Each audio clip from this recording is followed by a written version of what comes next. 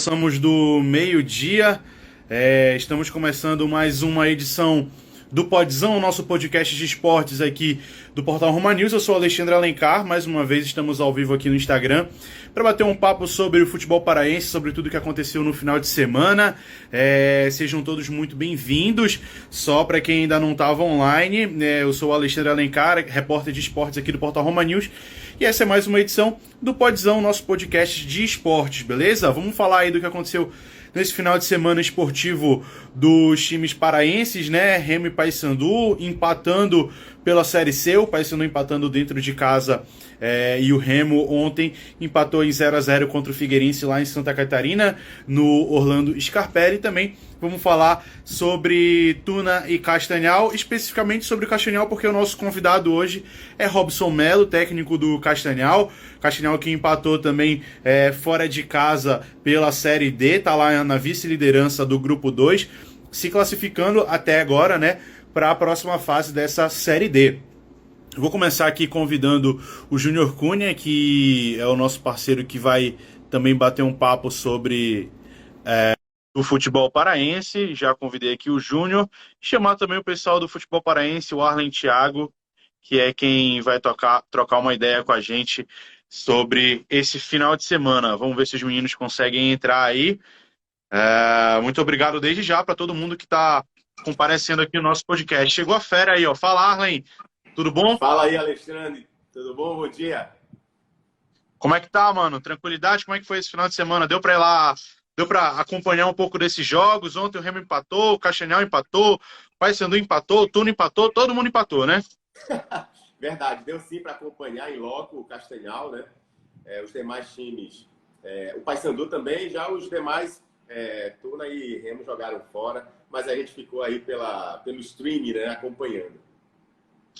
Exatamente, final de semana muito com muitas opções, né, de jogos para quem quis assistir. Eu tô tentando convidar o Júnior aqui para ver se ele entra, avisar aqui que eu chamei ele de novo. E vamos falar rapidamente, antes do Robson entrar, sobre esse jogo de ontem, Arlen, do Remo, né? Foi a estreia do Gerson Guzmão, estreia entre aspas, porque ele não pôde estar à beira do campo, porque não estava regularizado no BID. Acabou que o auxiliar dele, o Diego... Deixa eu só verificar o nome dele aqui, que o nome do rapaz é complicado, viu? É uma mistura de alemão, com ucraniano e polonês. Diego Albrecht foi quem treinou o Remo. E acabou empatando em 0-0, um jogo que deu para ver o Remo um pouco mais organizado.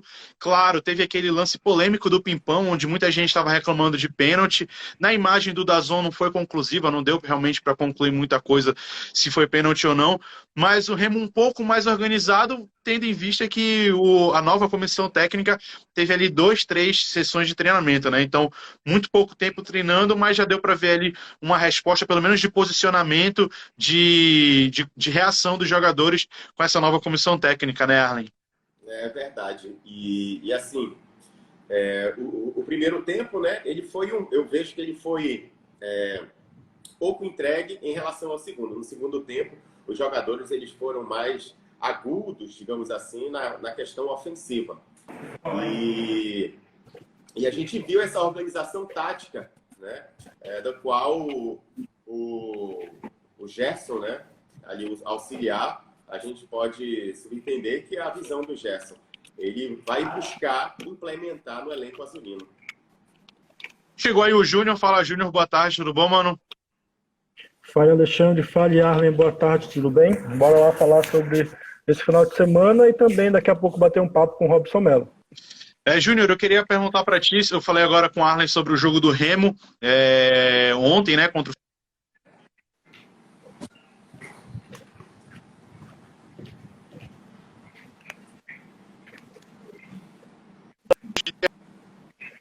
pelas chances que o Paysandu teve no jogo, o sempre lotada, né? Muita gente apoiando o Papão, mas um empate ali que já estava meio que previsto, né? O Brasil de Pelotas jogou por uma bola, foi o que conseguiu, e apesar do golaço do Serginho, o Papão amargou o empate em 1-1, e mesmo com o Mirassol sem jogar, né? O jogo foi adiado por conta dos festivais juninos lá na Paraíba. mas continua na liderança. O Paysandu nessa vice-liderança, mas podia ter conseguido aí ocupar o topo da tabela, né?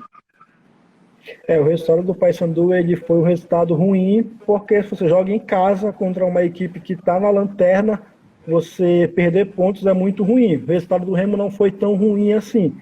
Você empatar fora de casa contra um Figueirense não chega a ser assim um absurdo, algo muito anormal, é algo que a gente pode considerar normal, né? Mas, assim, falando um pouco do Paysandu, o Paysandu construiu muito, teve muitas chances, mas acabou não conseguindo fazer os gols.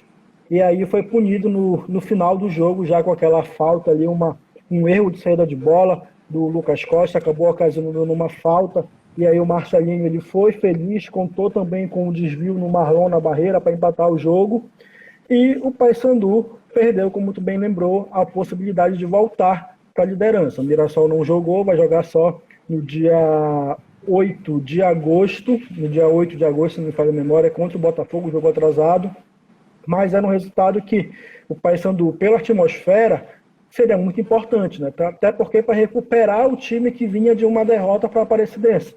Não conseguiu. Agora chega não pressionado por Repar, mas chega um pouquinho ali com o torcedor querendo uma resposta diante do maior rival. O Remo ontem, como eu já falei, eu não considero pelo menos um resultado anormal contra o Figueirense fora de casa. É um time que está iniciando um novo trabalho. O Gerson Guzmão chegou na quinta-feira, treinou quinta, sexta, sábado e domingo, 4 dias com o time. Não fez muitas mudanças em relação à escalação. Foi um Remo que a gente já estava acostumado a ver em peças com um bom amigo. Agora ele vai ter uma semana cheia para trabalhar, né? O Remo que volta a treinar amanhã, tarde, o Gerson vai ter aí quarta, quinta, sexta e sábado, mais 4 dias para trabalhar com esse time. E aí sim, para o Repar já dá para a gente começar a imaginar o Remo tendo uma nova postura em campo e talvez com novas peças entrando no time titular. E Arlen, tu falaste que estava na Curuzu no empate 1-1, né, com o Brasil de Pelotas. O Júnior falou do Lucas Costa, que foi quem errou a saída de bola. E logo depois que sai o gol do Brasil de Pelotas, a torcida começa a chiar no ouvido do Lucas Costa. Foi realmente muita pressão, né? Muitas vaias em cima do zagueiro. Como que foi esse clima lá na Curuzu? Enquanto eu tento chamar aqui o Robson Melo para já entrar na nossa live.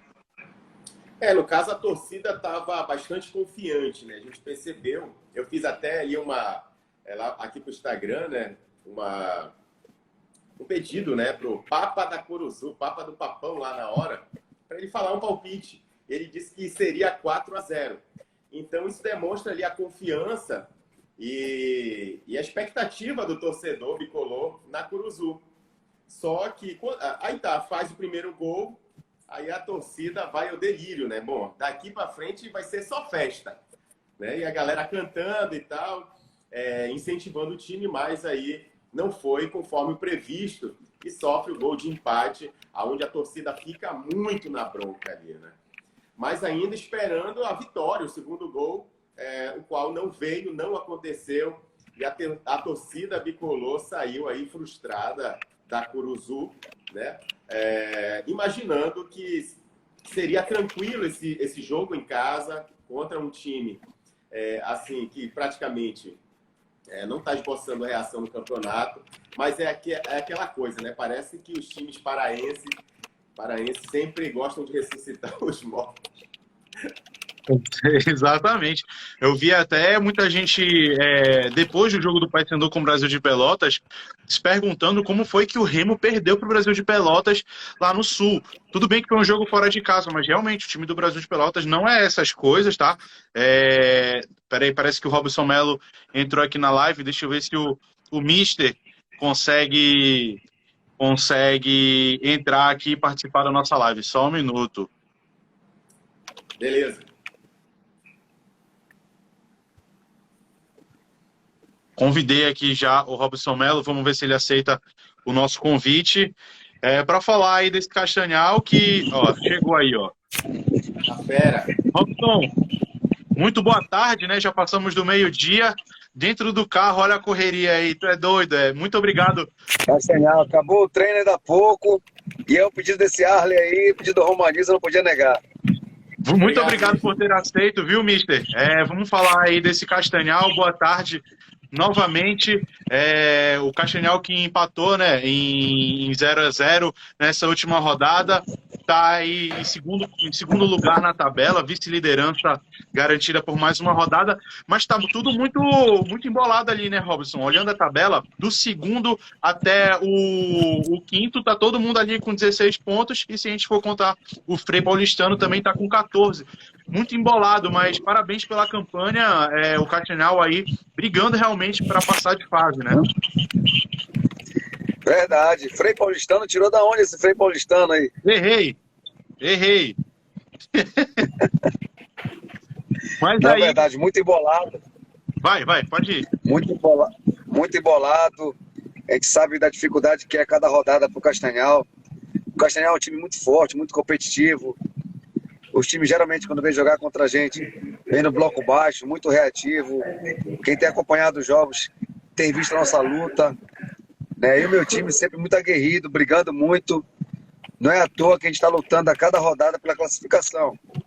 Para o Castanhal, não tem sido fácil. Cada rodada para nós tem sido uma luta insana para ultrapassar o nosso limite e se desafiar. Esse grupo tem respondido bem. A gente vem se refazendo a cada dia, uma entrega diária na busca pela melhora, uma paixão pelo processo constante. Eu estou muito feliz com o grupo que eu tenho. Eu tenho certeza que se a gente continuar nessa toada, manter a humildade e esse nível de intensidade de trabalho, a gente pode sonhar com coisas grandes lá na frente. A competição está totalmente em aberto ainda. A gente está em segundo, mas dependendo do resultado, a gente pode até sair do G4, como também a gente pode voltar até classificado lá do Piauí. Então essa tabela insana, esse grupo maluco que está o meu esse ano, muito em culpa do que o Castanhal fez ano passado na Série D, uma grande campanha, e aí agora os adversários já vêm com alerta totalmente ligado e muito mais pilhado para jogar contra a gente. Eu tenho comparado assim os jogos do Parazão, quando a gente vai jogar contra a Remy e Paysandu, aqui na capital, que a gente se doa a nível alto demais, uma entrega tremenda, assim que tem sido os jogos nossos na Série D, na chave A2. Mister, agora sim, a questão lá do gramado, a gente esteve lá nesse final de semana, você acha que influencia na questão tática, ali técnica dos jogadores, ou é aquela conversa, não, é jogador, tem que ir, isso não atrapalha? Atrapalha muito. Isso é um pedido meu. A minha diretoria tem feito muito esforço junto com a Prefeitura de Castanhal para melhorar o gramado do Modelão. Quando não é muita lama, é muito buraco. E aí nesse jogo agora de sábado foi muito difícil a gente fazer nosso jogo. Facilita para quem vai jogar de forma reativa nos contra-ataques, como foi o 4 de julho. Ele não marcou abaixo do meio campo, ele marcou abaixo da linha da bola. Ou seja, quase no último terço do campo que eles marcaram. Isso é muito difícil para o time que está acostumado a propor o jogo, a jogar intensamente. A gente foi num esquema muito agressivo, ofensivo. Graças a Deus, o torcedor que foi no estádio nos apoiou, nos incentivou. Mesmo com a dificuldade do bloco baixo do adversário, a gente criou algumas situações de gols e poderíamos ter sido mais competentes. Mas, enfim, fez falta esses 2 pontos. Porém, esse ponto vai ter que fazer valer lá na frente, na reta final da competição. Tem que fazer valer esse ponto que nós somamos aí contra o 4 de julho. Robson, boa tarde para ti. Obrigado por ter aceitado o nosso convite para participar aqui. Castanhal tem 3 jogos na sequência, né, para fechar a primeira fase. Tem Pacajus, tem o Fluminense e tem o Motoclube, que virtualmente já está classificado o Motoclube.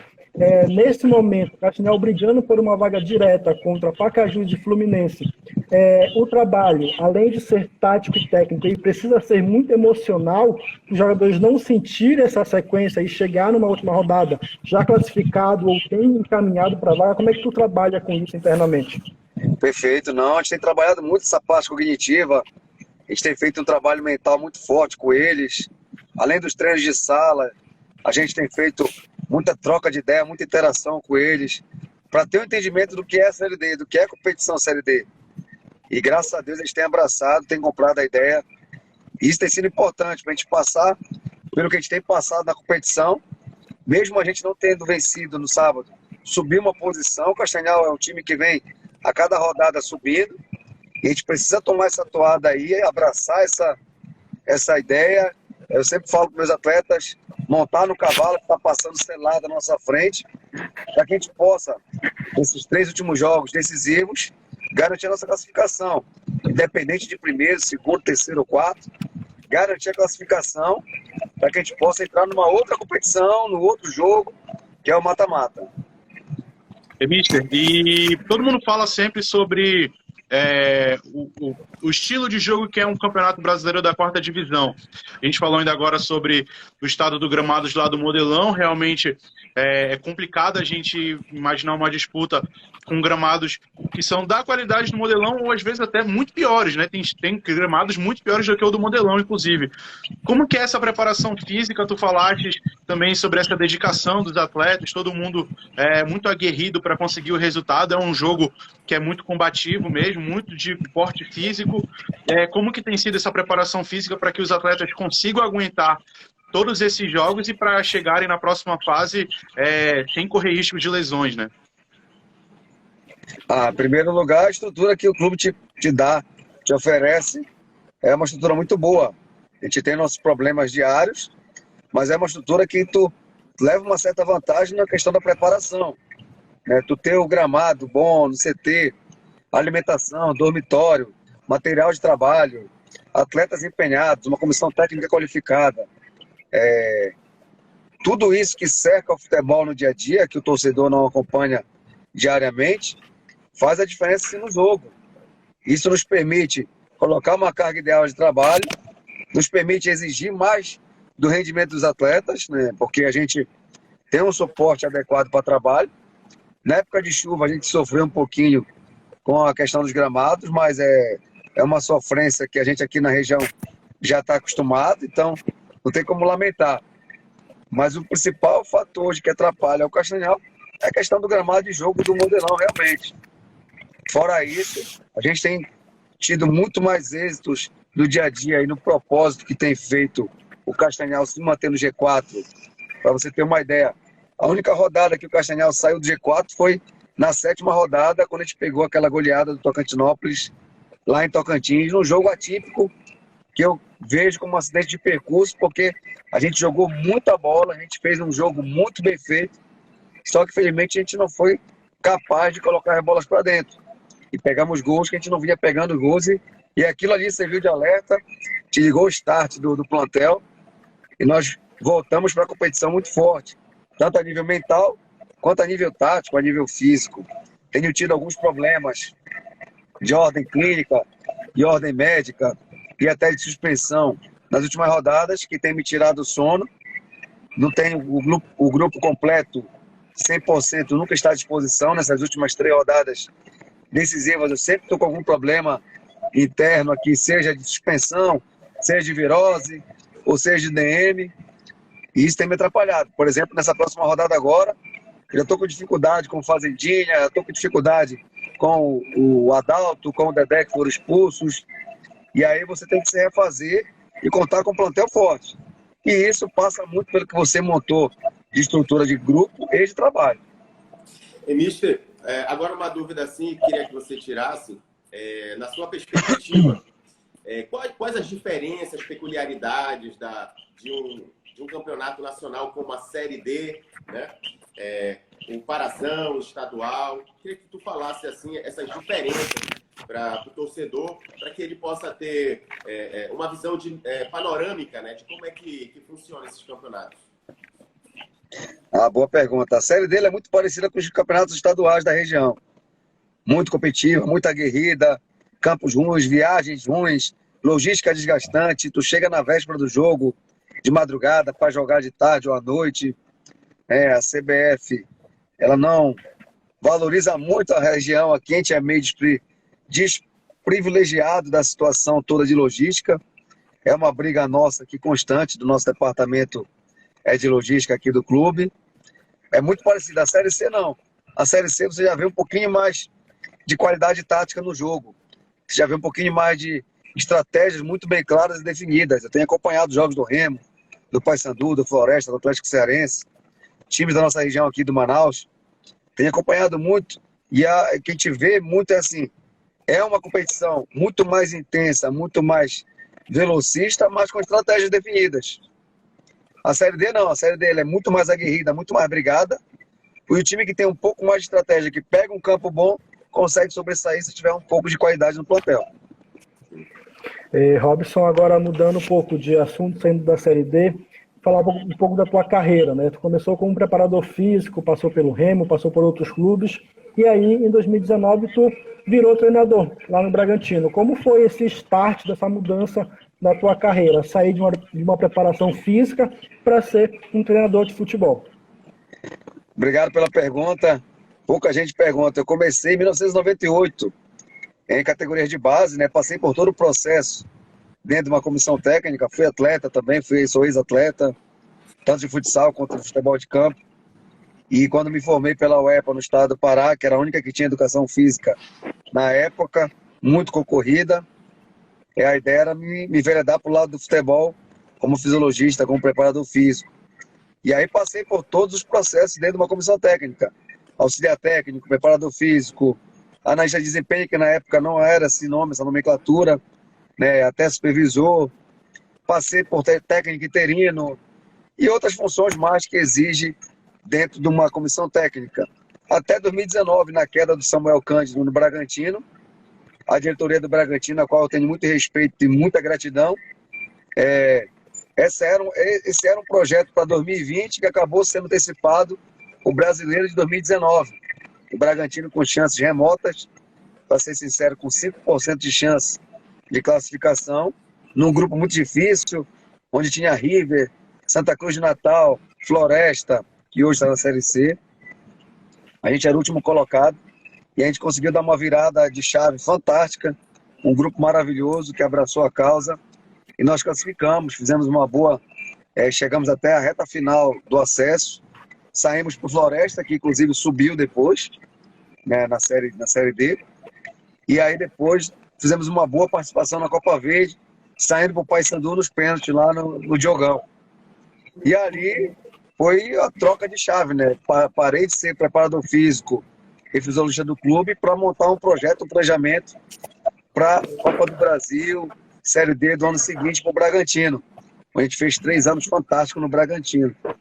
Depois fui para Paragominas, onde a gente conseguiu, durante a pandemia, bater de frente com o Paysandu e conseguimos a vaga na Série D de 2021. Aí depois o Atuna me fez o convite de resgate da Gloriosa, através da GR, do Éder Pisco e do Vinícius Pacheco, conseguir, né, juntamente com o Dr. Renan Pinheiro e toda aquela galera boa, unir as forças, fazer uma Atuna num só caminho, numa só direção. A gente conseguiu fazer um grande trabalho, montar um plantel fantástico, que culminou com o título da segundinha e depois com o vice-campeonato da primeira divisão, trazendo N vantagens para Tunas aí que a Tuna está aproveitando agora, como Copa do Brasil, Copa Verde, Campeonato Brasileiro, e o respeito de volta dos adversários e a paixão do torcedor tunante de volta para dentro do Souza. Aí depois eu não renovei com a Tuna, por questão de planejamento, questões financeiras, não bateu, o meu santo não bateu com a ideia deles, e acabou que eu preferi voar em outros lugares, aceitei o convite do Sandy Cleimonte no Tapajós, fizemos um bom campeonato, quando durante a competição recebi um convite do clube que me revelou, que foi o Castanhal Esporte Clube. Eu comecei profissionalmente no Castanhal, em meados de 2004, 2005, a convite do professor Divaldo Martins, grande fisiologista do futebol paraense. Foi meu professor e meu orientador de pós-graduação na UEPA. Ele me convidou para ser o preparador físico do Castanhal e lá profissionalmente eu comecei. E resumidamente, essa é a minha trajetória. Hoje estou de volta no Castanhal, mas como treinador, lutando muito pelo esse acesso, não só para o Castanhal, para a minha nação aurinegra, mas para o povo paraense como um todo. É verdade. E Robson, Jorge Jesus 2019, né, início de 2020, Luiz Castro no Botafogo, Abel Ferreira fazendo um sucesso tremendo lá no Palmeiras. os técnicos portugueses e estrangeiros ganhando muito espaço aqui no futebol brasileiro, e tu já fizeste um estágio especificamente lá em Portugal. Como que foi para tu ires até lá? Quais clubes tu passaste?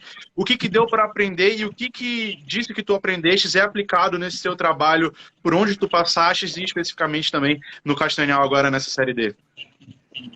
Cara, assim, é muita gente que me ajudou a chegar nesse estágio em Portugal e fazer alguns cursos lá, né? Mas a GR, juntamente com o Bragantino Clube na época me ajudou, né, a chegar lá em Portugal, a GR Esporte, Dr. Renan Pinheiro, Dr. Ricardo, né? A abertura de portas que eu tive lá com o Elton, que hoje está comigo aqui no Castanhal, e com o Sandro Lima, que foi para a Coreia do Sul agora, me abriram muitas portas em alguns clubes através do Marco, que é o empresário que tem lá também em Portugal.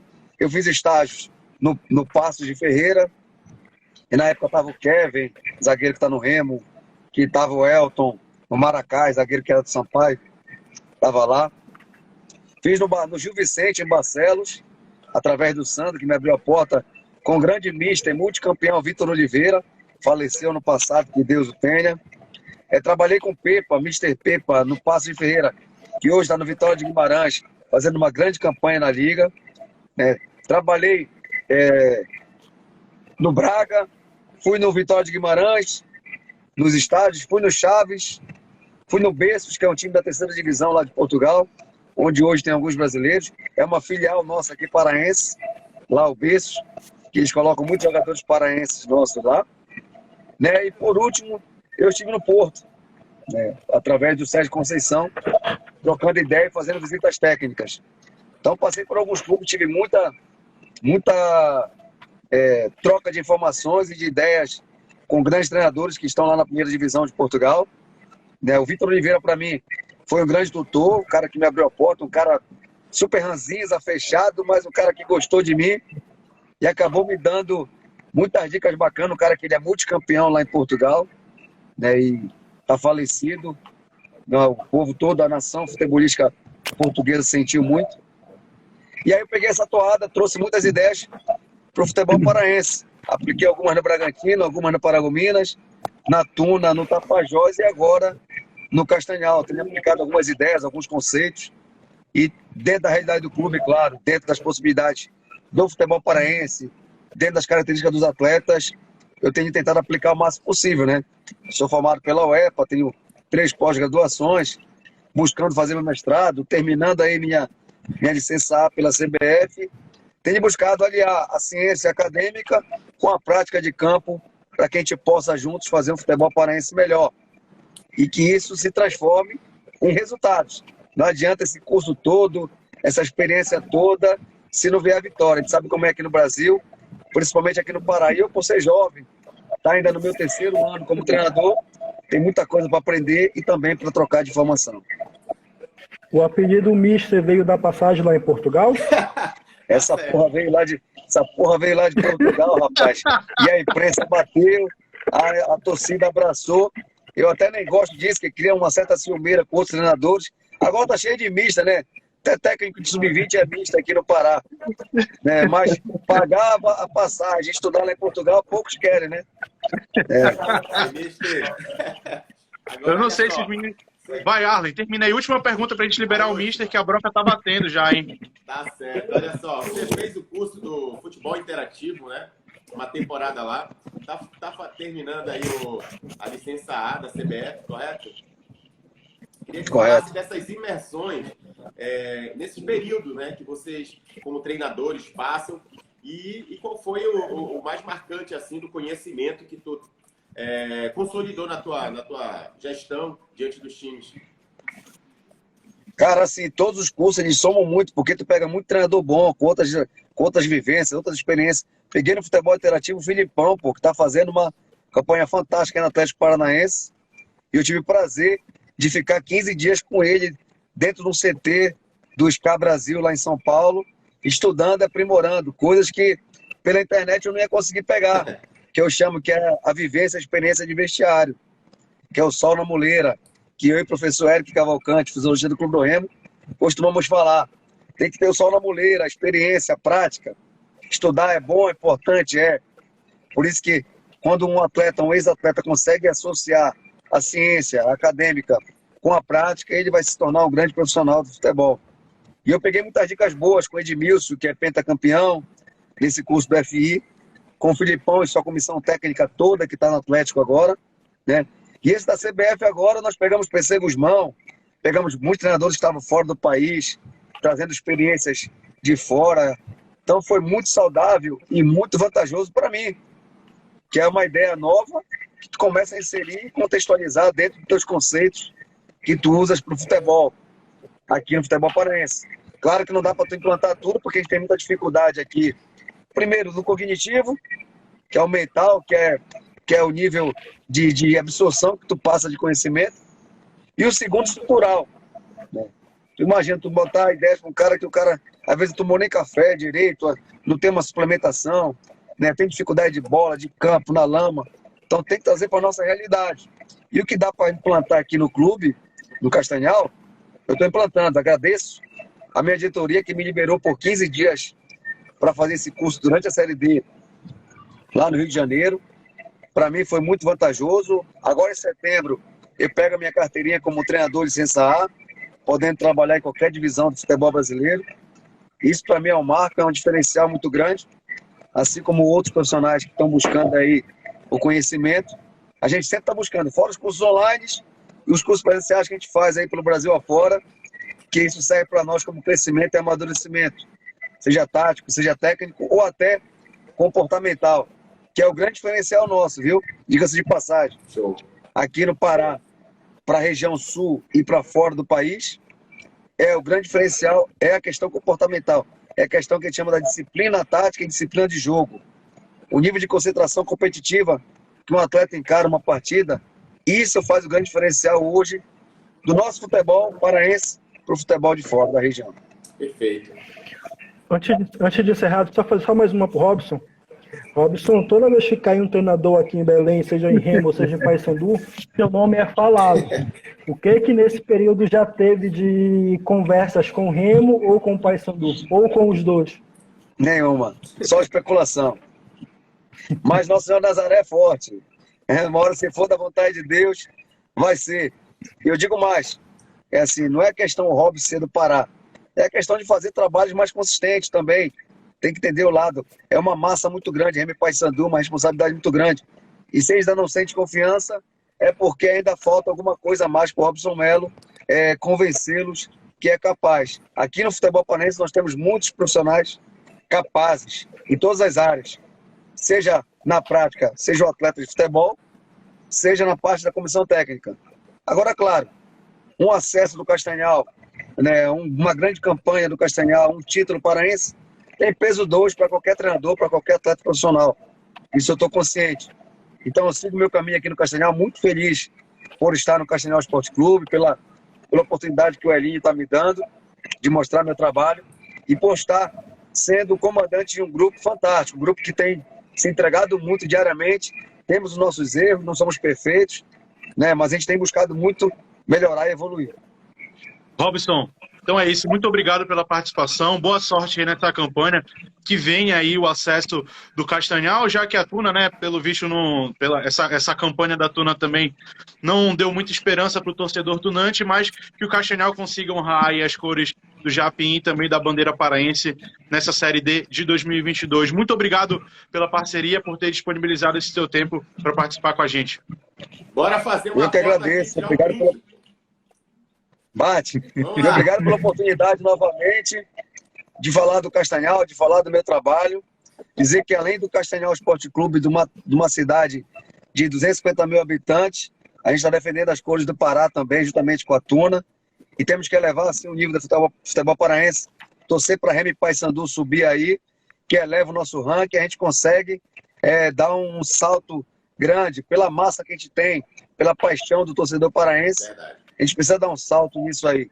Quem sabe no ano que vem a Tuna não consiga brigar de forma melhor na Série D e a gente na Série C com Remo e Paysandu na B. É o que a gente pretende pro futebol paraense. Beleza. Tá Vamos certo, fazer Robson. fazer o print aqui. Ah, faz o print aí, vai.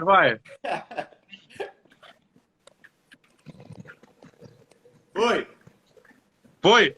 Robson, Um abraço, Valeu. moçada. tá liberado. Parabéns. A gente vai bater um papo aqui ainda sobre o Repá, mas tá liberado. Valeu, Robson. Obrigado. Vou ficar ligado aqui. Valeu, valeu, Robson, valeu, abraço. valeu. Então, rapaziada, esse daí foi Robson Melo, técnico do Castanhal, falando muita coisa, né, sobre esse dia a dia do Castanhal e sobre essas expectativas de acesso do Japim para a Série C do ano que vem. E agora, Repá, vamos ter uma edição extra do Podzão na próxima quinta-feira, né, para a gente falar sobre esse Repá, porque clássico não tem como deixar de lado, né, galera? É isso, quinta-feira a gente volta para bater esse papo. Semana começou quente, o Paysandu, como a gente falou mais cedo, vem de um resultado amargo em casa, o Remo vem de um início de trabalho com o Gerson Guzmão, então ingredientes para esse Repá de domingo a gente tem. Né? Tem mais um fator que é importante. O Paysandu entrou em campo no domingo com 6 jogadores pendurados. Nenhum dos 6 levou o terceiro amarelo. Remo entrou em campo ontem com 2 pendurados. Nenhum dos 2 levaram amarelo. O Remo ainda tem 2 retornos importantes. Volta Leonan e volta o Brenner. Né? O Paysandu vive a expectativa de quem sabe poder ter o Igor Carvalho, o Danley e o Mikael no domingo. Então, assim, ingredientes para o clássico de domingo a gente tem de sobra. E Arlen, agora te botar numa fogueira aqui, rapidola. A responsabilidade de ganhar esse clássico tá do lado do Paysandu. É o time que tá melhor colocado na tabela. O Remo vem de 2 derrotas seguidas, tirando esse empate contra o Figueirense, e é um trabalho novo. Então, o Gerson Guzmão lá do lado do Remo pode usar essa pressão para jogar lá pro lado da Curuzu. E ainda tem o fato de que tá jogando em casa, né? Mas como é que tu vê esse Repá do próximo domingo, 5 horas da tarde, lá no Bainão? Rapaz, eu vejo que o Paysandu está engasgado com o Remo ainda, né?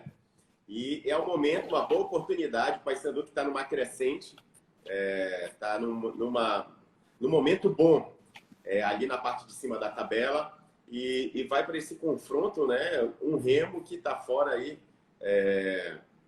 do G8 e está buscando melhorar essa situação, né? Mudança de treinador. Então o Paysandu vai tentar se aproveitar dessa fragilidade que o Remo está vivendo nesse momento, né? Já o clube do Remo, a gente sabe que é clássico e que não há favoritos. E é um outro campeonato agora. Essa semana a gente vive um outro campeonato que a gente sabe que quando é Repá, são sangue nos olhos, como dizem, né? Exatamente. Júnior, qual o peso do Bainão nesse Repá de domingo? Peso dobrado. Né? O torcedor deve lotar o estádio no domingo. A gente sabe que clássico é um jogo diferente. Né? O torcedor ele apoia em jogo normal. Em clássico ele apoia muito mais, porque ele quer a vitória, ele quer vencer o seu maior rival. E aí jogando dentro de casa, onde o público vai ser 100% remista, tem um peso duplo. Eu considero um peso duplo. Na hora que a perna cansar, o torcedor vai cantar mais alto e o jogador, claro, dentro de campo vai pegar esse gás a mais para buscar esse resultado. Eu vejo que tem um peso duplo o Repá no Bainão para o Remo, assim como teria um peso duplo o Repá na Curuzu para o Paysandu. É isso aí então, rapaziada. Não é só porque a Laiana, nossa repórter, entrou agora que a gente está dando adeus, tá bom? Valeu, Arlen, valeu, Júnior, muito obrigado pela participação de vocês aqui na nossa live. Fiquem ligados aí na Editoria de Esporte do Portal Roma News, que a gente vai acompanhar toda essa semana que antecede o clássico Repá, o primeiro dessa Série C. Pode ser que teremos outro, caso os 2 times se classifiquem e estejam também no mesmo quadrangular, tá bom? A gente vai ter ainda esse podzão especial de quinta-feira falando só sobre o Repá, muitas informações, decupando tudo que vai acontecer no Clássico Rei da Amazônia, desse próximo domingo às 5 horas da tarde, lá no Baenão. Fechou? Muito obrigado pela participação de todo mundo. Valeu, Arlen, valeu, Júnior. Tamo junto. Valeu, Alexandre, valeu, Arlen. A gente volta. Um abraço, valeu.